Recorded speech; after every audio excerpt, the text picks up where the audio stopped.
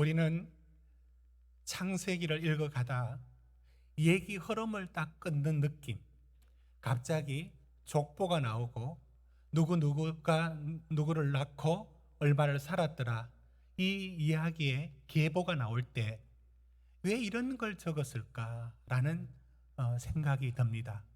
창세기에 재미난 얘기들을 쭉 지나가면서 읽어가는데 중간에 무슨 이런 내용들을 담아내는가? 이걸 일컬어서 뭐라고 부르느냐면 한번 띄워주십시오. 톨레도트라고 부릅니다. 톨레도트.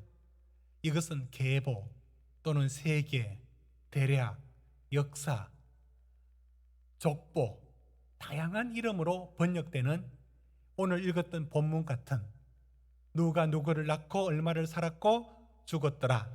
이 톨레도트가 성경에 39번 나오는데 창세기에 13번이나 나옵니다.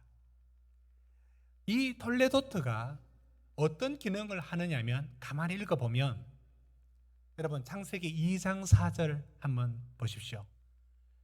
다양하게 번역됩니다. 예를 들어서 이것은 사람의 족보가 아니더라도 천지 창조의 대략은 이러하다, 역사는 이러하다, 내력은 이러하다 라고 할 때 이 단어도 톨레도트입니다. 다음 한번 보십시오. 5장의 1절에 보시면 이것은 아담의 계보라는 말을 쓰죠. 계보란 말을 씁니다. 또 다른 곳에 족본이라 라고 하고 노아에 대하여 말하고 있습니다. 아무튼 다양한 번역으로 나와 있는 이 이야기들이 어떤 기능을 하느냐라고 보면 이것이 이야기에 중요한 역할을 합니다.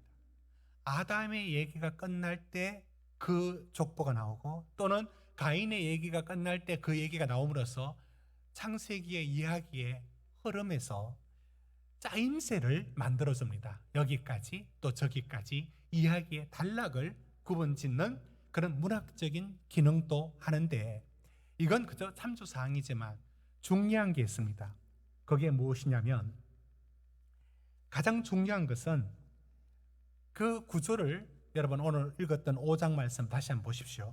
5장 우리가 5장 몇 절부터 읽었습니까? 거기 한번 보시면 그거 좀 올라가서 5장 20절부터 우리 같이 한번 읽어봅시다. 5장 20절 시작.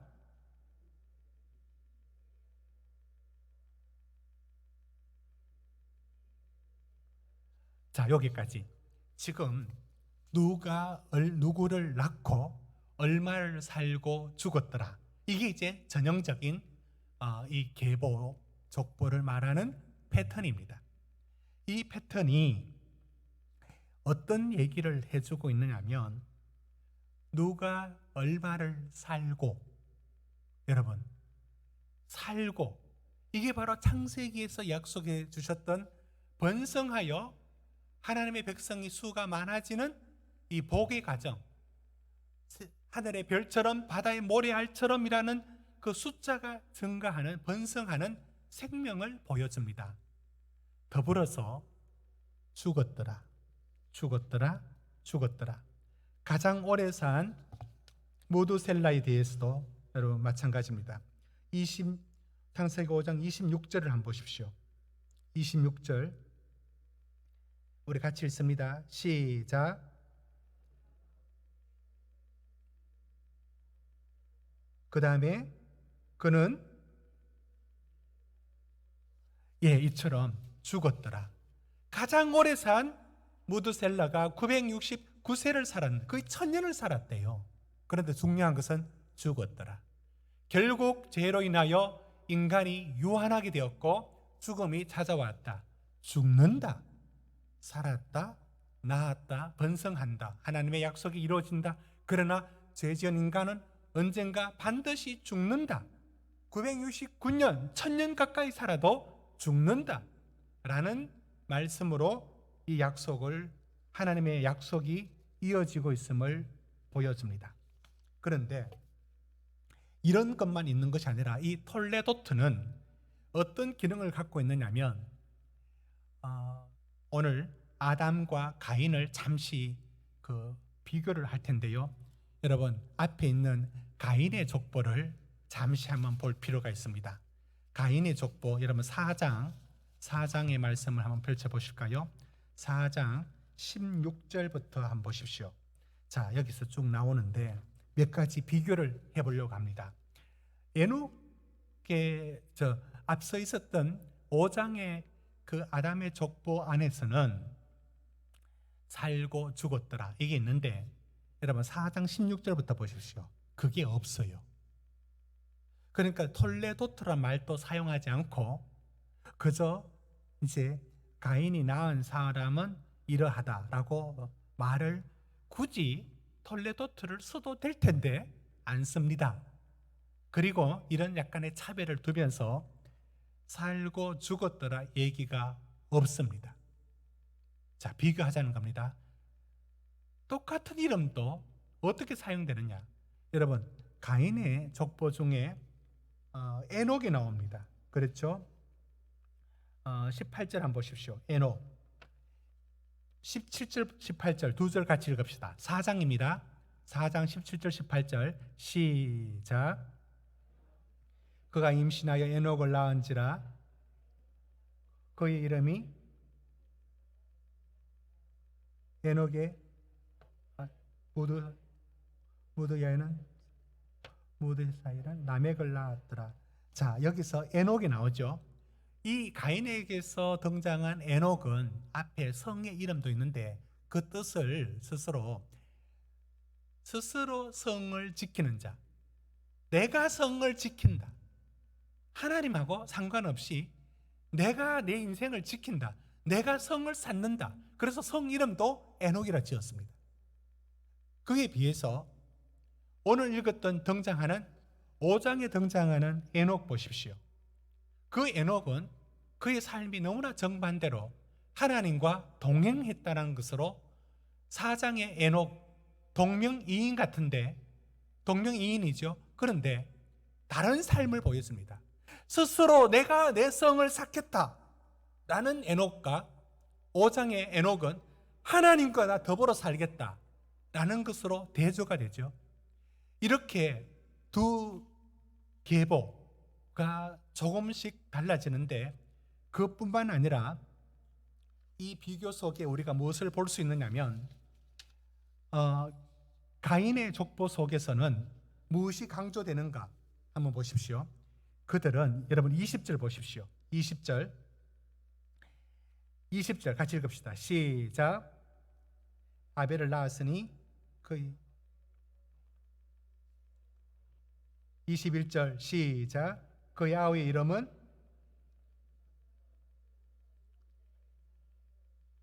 한 절 더 22절 시작.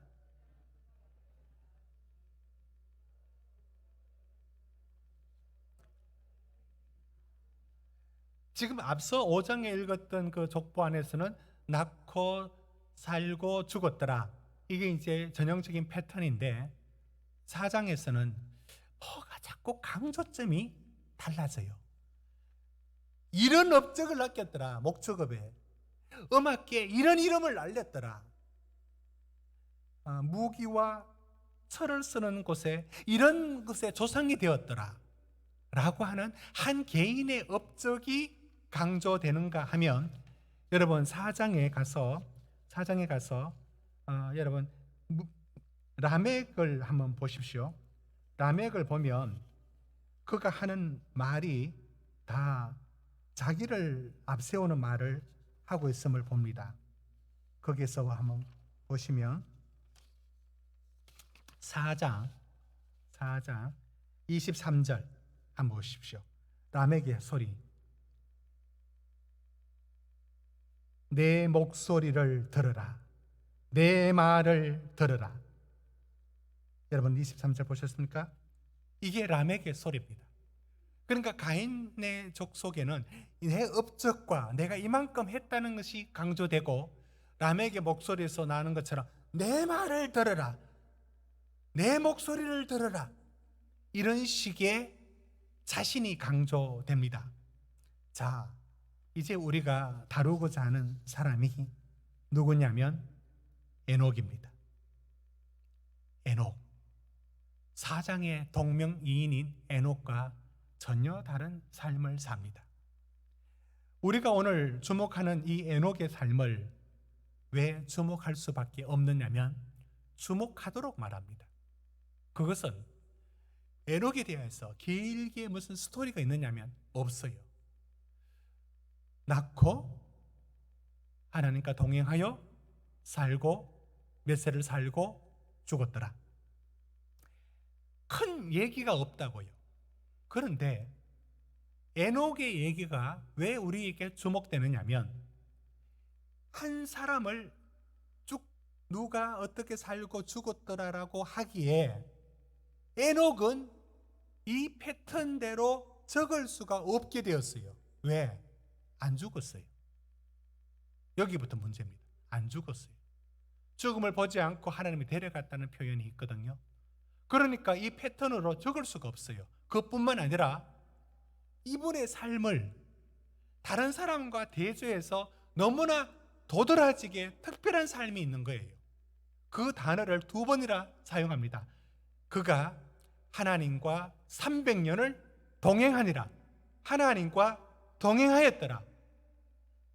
에녹의 삶이 가인의 그 족속에서 나와 있는 것처럼 내가 이만큼 이루었다 라는 생활이 아니라, 그리고 뭐 또 특별한 일을 했느냐, 그게 아니라 하나님과 동행했다는 이 독특한 삶을 그냥 지나갈 수가 없는 거예요. 그래서 계보를 말하는 이 패턴을 파괴시켜 마치 시조에 운율이 있지만 때로는 한 구절을 바꾸는 것처럼 이 패턴을 바꿀 수밖에 없었던 겁니다. 그래서 에녹에 대해서는 살고 죽었더라로 끝내지 않고 하나님과 동행했던 누구와도 비교할 수 없는 독특한 삶을 도전하는 겁니다. 이 내용이 길지도 않은데요. 앞서 말씀드린 것처럼 톨레도트 속에 이 내용이 들었다는 것은 한 사람의 삶이, 여러분 뭐라고 적을 수 있겠습니까? 저희 아버지 어머니 이후에 이제 비석은 나중에 만들었어요. 이제 합장했죠. 저희 포도밭 뒤에 터가 있어서 거기 이제 산소로 묘지를 삼았습니다. 이후에 고민이 되었습니다. 한마디를 적어야 되는데 저희 아버지에 대해서, 저희 어머니에 대해서 한마디를 적고 뭐를 적어야 된다는 거 굉장히 고민을 하는데 한 달 동안 고민을 했어요. 그리고는 저희 아버지에게 주신 하나님의 말씀 하나, 저희 어머니에게 주신 하나님의 말씀 전체 다를 비석에 쓸 수 없으니까 거기에 핵심되는 단어들만 뽑아서 비석을 만들어 세웠습니다. 이렇게 눕히는 과정, 눕히는 비석이었습니다. 제가 가서 갈 때마다 그 구절을 읽습니다. 아버지 삶이 그 하나님의 은혜의 그 구절에 녹아들어 있고 저희 어머니의 모든 삶이 그 한 구절 속에 저한테는 녹아져 있습니다. 여러분, 이 일이 오늘 에녹에게 일어난 겁니다. 에녹은 더 많은 설명을 필요로 하지만 톨레도트 구조 속에 더 나갈 수가 없어요. 그래서 핵심되는 그 말 하나 적어 놓는 거로 우리한테 충분히 메시지를 전달하고 있는 겁니다. 분량이 적다라고, 근거가 적다라고 도저히 할 수 없습니다. 뭘 말하느냐? 독특한 삶이 있다. 하나님 앞에 그분과 함께 동행하며 사는 삶이 있다. 하나님과 동행하였더라. 사랑하는 성도 여러분, 많은 이들이 내가 뭘 했으러 하나님 앞에 내세울 만한 뭐 하나가 있으면 좋겠지, 나쁜 생각 아니지만 그 생각 갖는데 에녹이 우리한테 첫 번째로 도전하는 게 있습니다. 지금 무엇을 해서가 아니라 날마다 주님과 함께 사는 삶이 있더라. 그 삶을 걸어가는 것, 여러분, 하나님이 정말 기뻐하시는 게 무엇이냐면, 내가 말이야 주의 이름으로 귀신도 쫓고, 내가 말이야 주의 이름으로 능력도 행하고, 그랬을 때 주님이 나중에 말하죠. 나는 너를 모른다. 불법을 행하는 자들아 떠나라. 저는 이런 일들이 참 이해가 안 됩니다. 정말 생활은 말도 안 되고 상식도 안 되는 사람이 하나님의 능력을 행하는 것 볼 수 있어요. 와, 어떻게 저 사람에게 능력이 나타날까? 여러분, 그분들에게 멀리서 보면 좋은데 가까이 가면 다 시험에 들어 정말 넘어집니다. 이해가 안 됩니다. 어떻게 저런 사람에게 능력이 나타날까? 저게 진짜일까 가짜일까? 모르겠어요. 정말 모르겠어요. 그런데 그런 일이 일어나더라고요. 중요한 것은 예수님 말씀합니다. 난 늘 모른다는 거예요. 하나님과 친밀하게 살아가는 삶은 없고, 어디서 주었는지 하나님의 능력과 기적은 행하더라는 거예요. 마지막에 주님은 이걸 어떻게 판단하십니까? 나는 너를 모른다라고 밀어붙입니다. 거절하십니다. 이것이 하나님 우리에게 원하시는 삶이 어떤 것인지 오늘 말씀이 우리에게 도전합니다. 하나님과 함께 걸어가라. 하나님과 함께 더불어 살아가라. 이 에녹이 살았던 삶을 도전하고 있는 것입니다. 여러분, 결국은 하나님과 동행한다는 게 무엇을 의미하겠습니까? 하나님과 동행한다. 그것은 신실하신 하나님, 그 하나님의 임재를 온 몸으로 느끼며 사는 삶입니다. 여러분, 하나님하고 가까이 지내는 듯하지만 열처녀 비유가 보여주는 것처럼 등잔을 들고 다 서 있지만, 등불을 들고 서 있지만 거기에 기름을 준비한 사람은 5밖에 없었어요. 그 5은 뭐죠? 그냥 들고 있었어요. 신랑을 기다리는 것도 똑같았어요. 그러나 그 안에는 기름을 준비하지 않고 있었던 것처럼 예수님의 이 비유가 뭘 보여주겠습니까? 겉모양은 기독교인처럼 갖고 있으면서도 그 속에 기름이 빠졌다라고 했을 때 그 기름을 물론 번역하면 의미를 찾으면 성령일 수도 있고 또 다른 것일 수 있죠. 그러나 거기에 가만히 보면 뭐가 빠졌느냐면 하나님과 살아있는 교제가 없는 거예요. 하나님과의 친밀한 교제가 없는 거예요. 그래 놓고 머릿속에 몇 가지 지식으로 하나님을 믿는다라고 하는 거예요. 그는 그 잔치에 참여할 수 없었고, 다른 비유에 보면은 일을 가며 쫓겨납니다. 에녹이 우리 삶에 도전하는 바가 바로 이것입니다. 우리 삶에 하나님과의 친밀한 교제가 있느냐? 그분의 음성을 듣고 사느냐?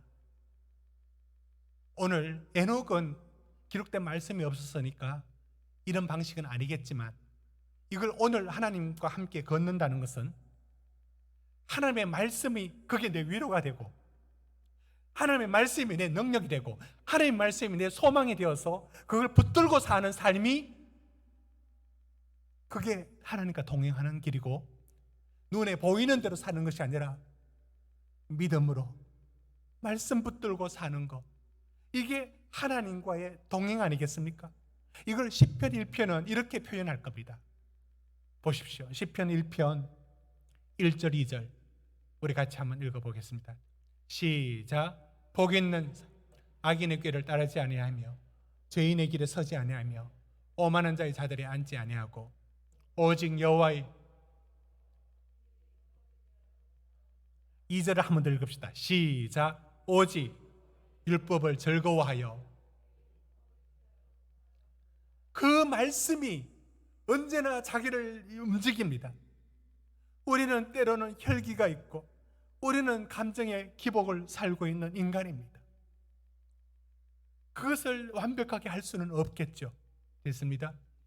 그러나 언제나 하나님의 말씀이 나를 주관하도록 나를 내어 맡기는 겁니다. 그래서 악인의 꾀, 죄인의 길, 오만한 자의 자리라는 그 세상 사는 길에 내가 휩쓰여 살지 않고 여호와의 율법을 즐거워하는 하나님의 말씀이 내 힘이 되고 기쁨이 되는 것으로 하루하루 사는 사람, 그 사람이 하나님과 동행하는 자입니다. 오늘 에녹은 아주 짧게 톨레도트 구조 안에 너무 파격적으로 스토리로 들어갈 수 없는, 그래서 몇 가지 단어로 응축하여 표현할 수밖에 없는 구조 안에 오늘 메시지가 우리에게 있는 겁니다. 하나님과 동행하였더라. 왜 이걸 그냥 지나갈 수가 없죠?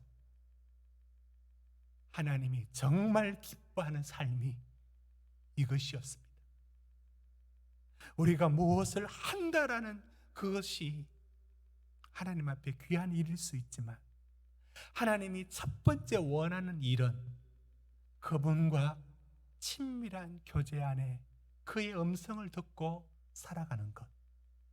이걸 찬송가는 이렇게 표현하였는데, 저 장미꽃 위에 있을 맺힌 그때 귀에 은은히 소리 들리니 주 음성 분명하다. 주님 나와 동행하면서 나를 친구 삼으셨네. 우리 서로 받은 그 기쁨은 알 사람이 없도다. 사랑하는 성도 여러분, 넘어질 수 있고 실망할 수도 있고 낙심할 수도 있고 시험에 빠질 수도 있습니다.